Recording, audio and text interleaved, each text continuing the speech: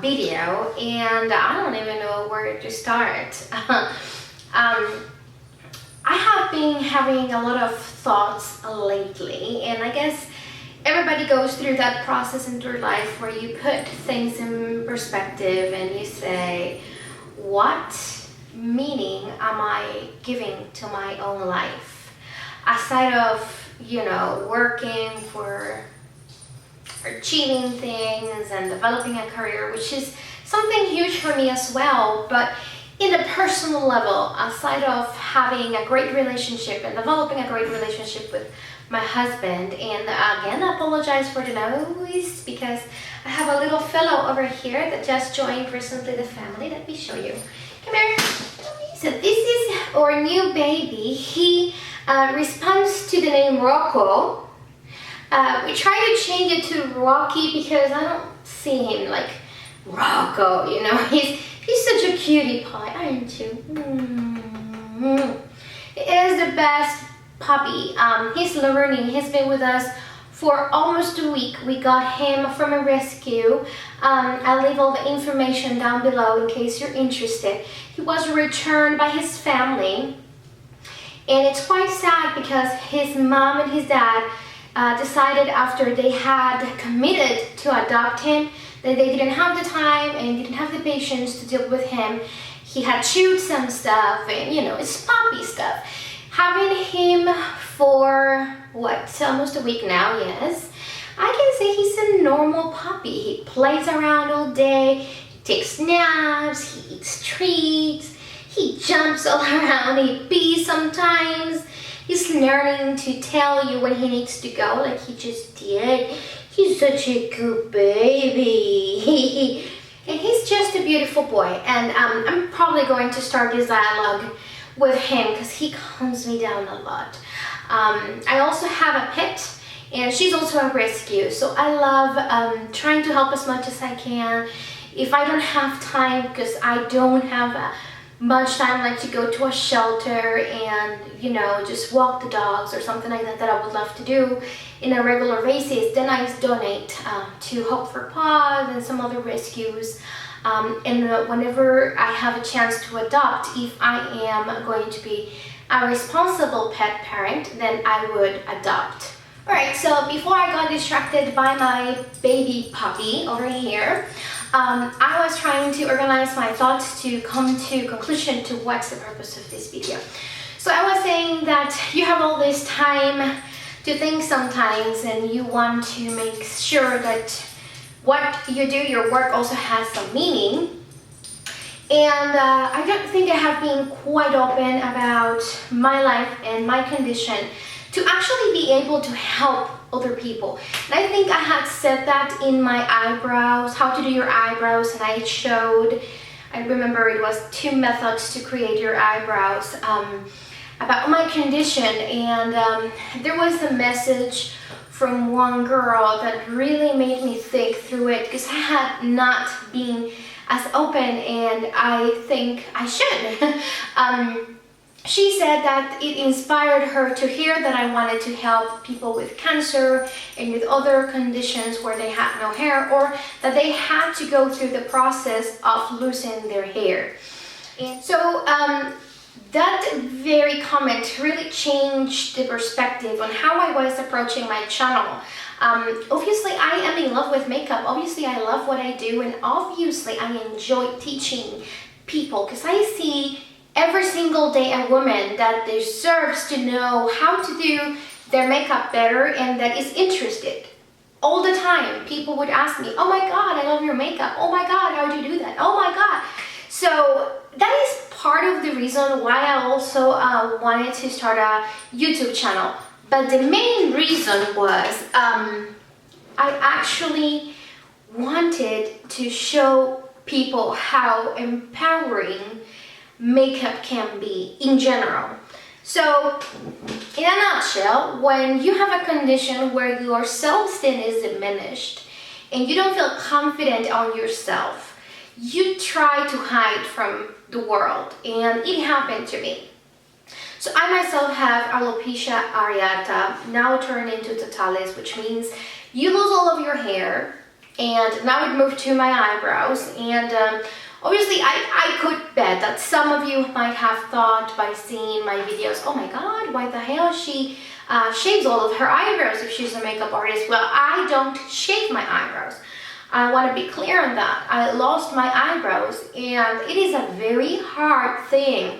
I have also lost, in previous occasions, I haven't lost them this time, but in previous occasions, my eyelashes. If I had to choose between eyebrows and eyelashes, you can take all my eyebrows for sure. Eyelashes, they're not just aesthetic, they are functional. You need them in your life. Without eyelashes, everything in the environment will hit your eyes. Wind, dust, bugs, everything, sweat will come right into them, and you cannot believe how hard it is. You don't value that until you don't have it, because you don't know what actually happens if you don't have them, let's say. So I've been through that process, and yes, I have mentioned maybe once about my condition, but I've never been quite honest about it. Obviously, I try to look as natural as possible.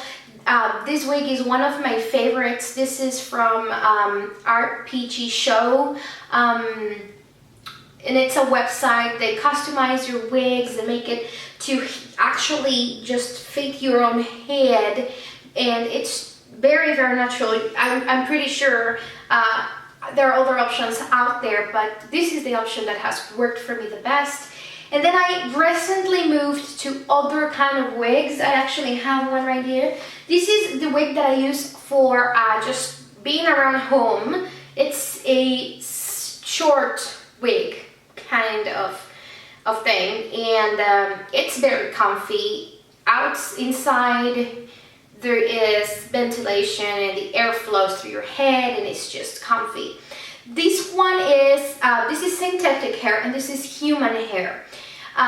Obviously they are more expensive than these ones, and obviously these last less than these ones to a certain point. This one I would say have lasted as much as all of my human hairs. If I use them every day, I tend to go over them very, very fast. Like, I will wear them out and the hair will become thin because they obviously shed and there's no hair growing, so every hair that you lose it for good. And then obviously you can do treatments to them and all that stuff, but it's just, you know, it's not live hair, so the condition of the hair will diminish. So this one I use for work or for special occasions, making videos, you know, all of that stuff that doesn't require sweat or being around the house or all that stuff.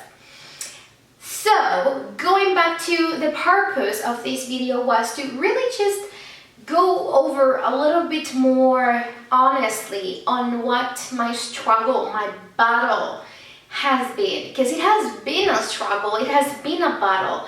Up to recently, where everybody has a point where you come to accept what happened to you and your condition, and that it's not going to change, it's not going to go anywhere.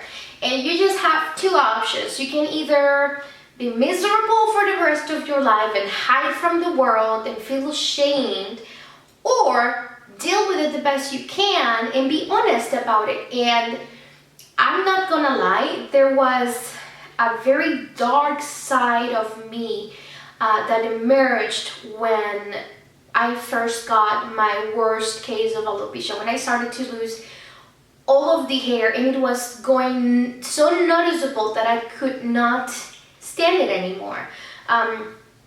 It starts with little patches and you hide them with your own hair, and then it progresses, and then the patches are bigger so they're noticeable through your own hair.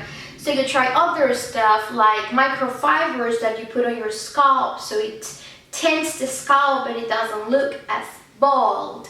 And then when that doesn't work and it's just so thin and you can't cover, you have to take the decision, okay, this looks even worse, and it's not going to improve anytime soon.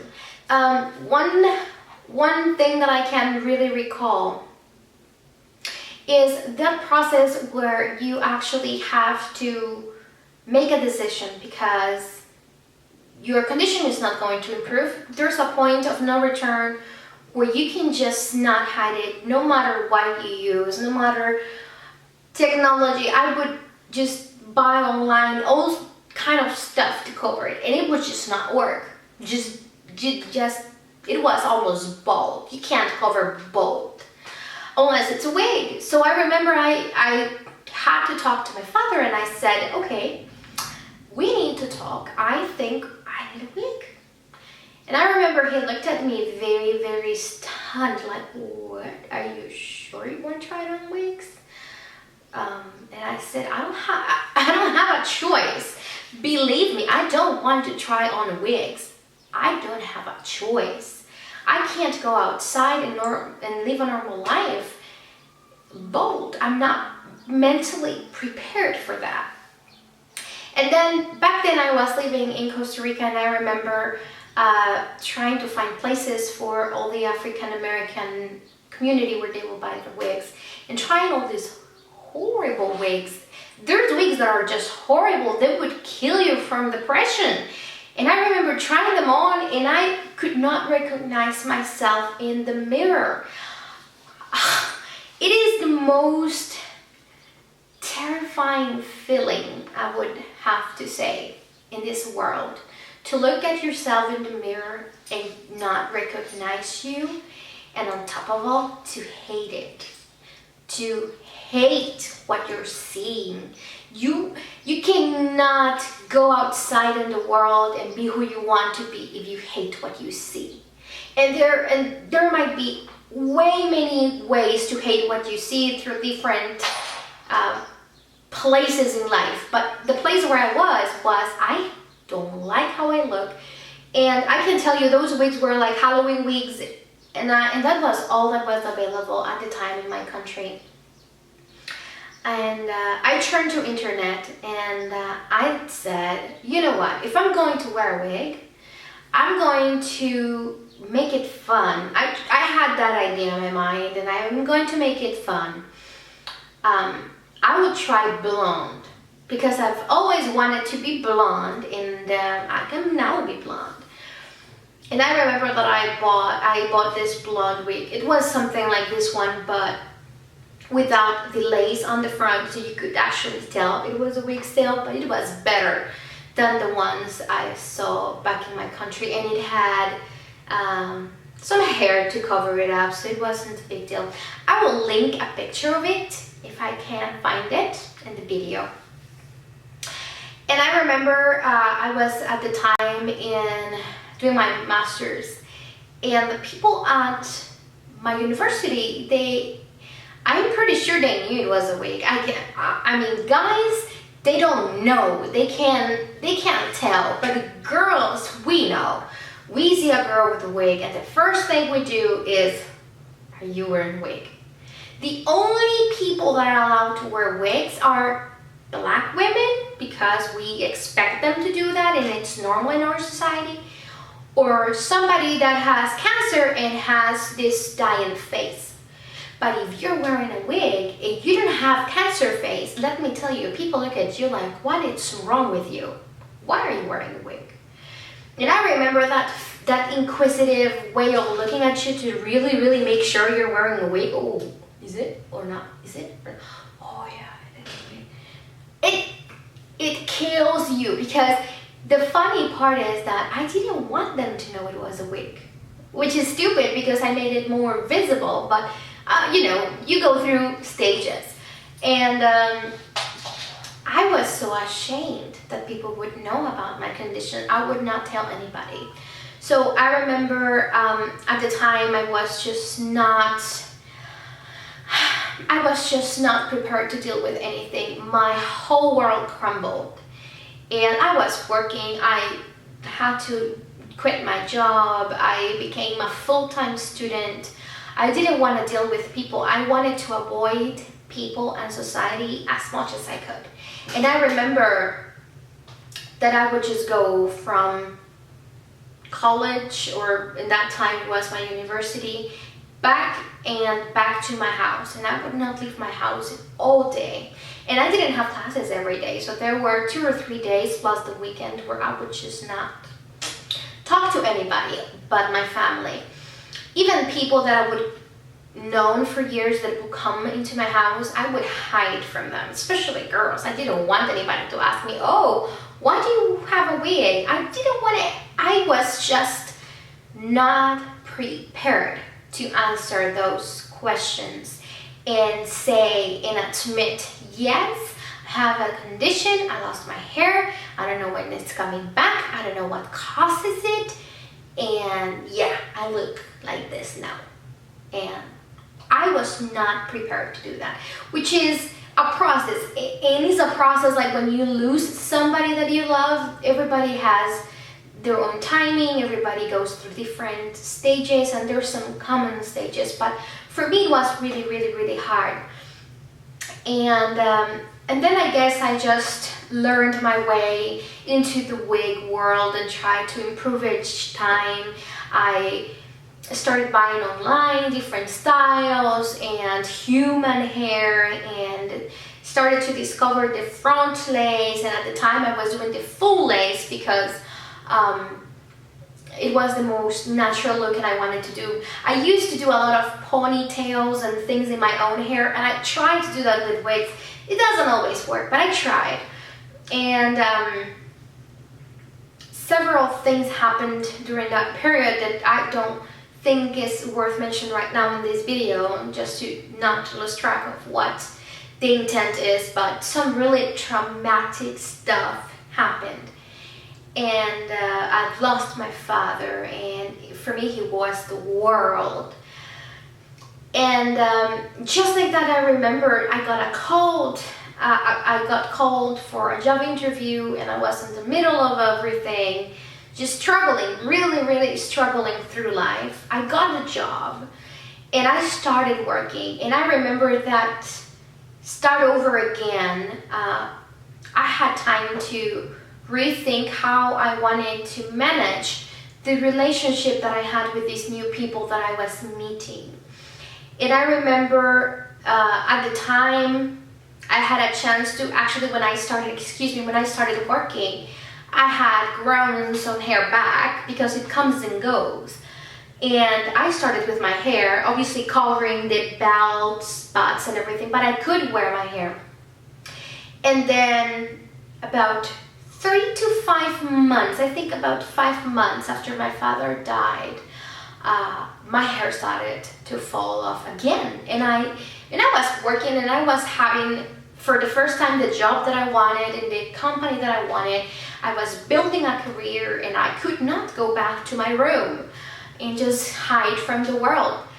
And I already knew what to do. I already knew the tears that you shed the first time that you have to shave your head, because nobody talks about it, and probably people with cancer go through it with a more emotional understanding of what it means, because they're going through chemo and everything. But when you don't have that understanding that it is happening because of a treatment, it is happening because of that, it is just happening because, and you don't know if it's the last time that your hair will grow back, or you just don't know when it will come back, if it ever comes back. It's just so, it tears you apart. And I have had gone through that process for about 2 to 3 times in my life.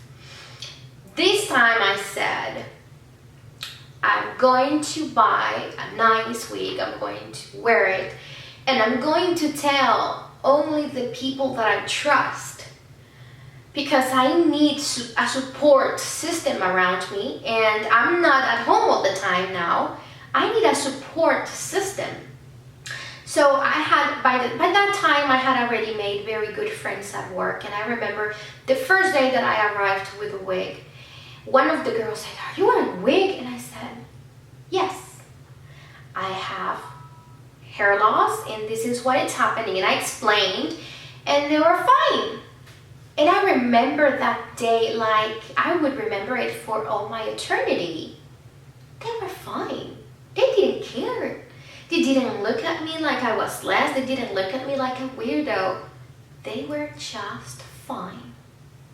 All they wanted to know was, why are you wearing a wig? Is it style? Do you like wearing wigs? Or are you sick? Are you okay?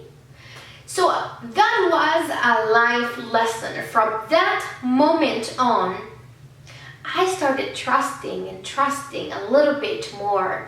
So I told my very close friends at work, I told people that were very close to me at work, my best friends, and I started that process of trusting people and seeing their reaction. And at that time I started dating what now is my husband, and I remember that by the second to third month of dating, I was in tears. And I remember Doña Maria, which was our executive assistant at the time, she's like a second mom to me. She saw me crying, and she was so worried. She was like, what's going on? And I said, I have to tell Mauricio. I have to tell him. I can't hide it from him. He has the right to know and make a decision. I can't, ship him into this relationship and go any further without him knowing what is going on with me. He has the right to say yes or no. I want a woman with alopecia in my life. That was the way I was thinking. Maybe it's not the right, and some people would say, are you nuts? But that was my way of thinking. You have the right to say, I want to be with a sick person. I want to be with somebody who has diabetes, who has whatever. It could be diabetes, it could be your pancreas, it could be cancer. You have the right to decide if you want a relationship with a person who has this kind of battle for the rest of their life. You have to make that decision. I don't have to swallow you into my life and not give you that option. That was the way that I was thinking at the time. And she was so touched by that. And she said, he's going to be fine, don't worry. But there was a slight chance that he would not like a bald woman in his life, and that there was two options. He could have just be nice and progressively disappear, or he could just be a complete ass, excuse my French, and just disappear on me, and that will devastate me. Both things would devastate me, but the one thing that I did not consider was there was a third option, which was he might just be okay with it. And I remember I cried so much that day while I was telling him my condition. And he looked at me like, it's okay.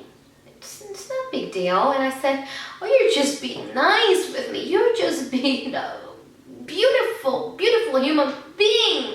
But I don't trust that. I don't think human nature is capable of loving that. I don't understand why I had those feelings. I guess my family at the time was trying to protect me so much that had put me into all these doubts all these years as well. So it was, there's a whole story behind it, but at the time, looking at how I looked at it, I never pondered that third option, and which is exactly what happened. We got married, we are happy. He knows about it. He sees me even without my unit. I like to call them units because it's like when you lose your teeth, it's a prosthesis. It's not something that, it's more than just weak. It's a prosthesis for me. It's a unit. He's just amazing. I love him to death. I love you, baby. And, it's just, it has had such an impact in my life. Everything started to change. I started to be more open about it. I tried to be open about it. At work, people that I trust or that, are simply coworkers, I might tell them if they start saying, oh, what a beautiful hair, and I'm just changing styles all the time. I'm like, oh, it's just a wig. I don't have hair. Even my boss knows about it. So I started to grow personally, but I had to be ready for that. And all part of this process was also that I wanted to express explain to people, really teach people how to look good, because it is such an important part to overcome anything that has to do with your self-esteem. Some people don't have that issue and they have great self-esteems without makeup or without fashion, or but if you take somebody who looks in the mirror and hates what they see and transform it into somebody that is something that they like, it makes such a change. I remember that I would have never accomplished going into that process without being able to look good first and just looking myself in the mirror and saying, okay, this is the new Grace, this is the new color, I'm going to try long, I'm going to try short, but I look good overall, no matter which unit or wig or hair I am wearing, even without it, I look good. And let me tell you, and right straight from my heart, I've always loved makeup since I was a little girl. So for me, makeup was always a big part of me, even without starting losing my hair. And I guess I just embraced makeup in order for me to become a little bit more confident in the way that I looked, all together with the hair obviously, but it helped me a lot. So I just really wanted to be very open about my condition and my struggle, because I look at it like that now. It was a struggle. It is not longer as a burden as it was, but it's a constant struggle. It has ups and downs. I don't think people really understand the meaning and the power of hair in a woman until they are in that situation. It is so powerful. Women look at their hair as I would compare that to your boobs. It's a very feminine and sexy part of your body, and losing it could devastate you. So I just don't know how I could not have done it without makeup. It was a very holistic part of my process. So if you by any chance suffer from alopecia or any kind of hair loss condition, even if you're going through chemo and it's affecting your hair, let me know. If there's anything that I can share with you, I have accumulated so much knowledge over the years. One of my coworkers' sister is going through chemo, and the first thing that I could say was, let me know how I can help her. How can I help you and help her? And actually she was complaining about all of the things that I lived through the first experience of going outside with a wig. It itches, it's stretchy, it is uncomfortable, it's hot, it takes time, there's tricks to it, there are things you need to know that nobody tells you about. So I might do a video about it. And one more thing is that you may see in this channel some wig reviews, because I believe there's not enough wig reviews. If you look for a specific model or brand that you like, there's not specific reviews. So I might start doing wig reviews just for the sake of people who want to change their style from, for a special occasion or something like that, or for people who do need wigs in their daily life and that would like to see a review before they actually invest their money, because they can be very pricey. So just let me know anything that I can do to help. If you are going through anything like that, if you would like to ask for a specific video on a specific topic, just let me know. I would love to help. I am here to help because I've been there, so I know how it feels. But yeah, so please let me know if there's anything I can do to help you. Just let me know. Also, don't forget to subscribe to my channel, to be tuned for more videos, to comment, to follow me on my social media, Twitter, Facebook and Instagram at Gracie's Beauty. And I hope you have a wonderful day. Don't forget to like the video if you liked it as well. Have a great time and have a blessed day. See you soon. Bye.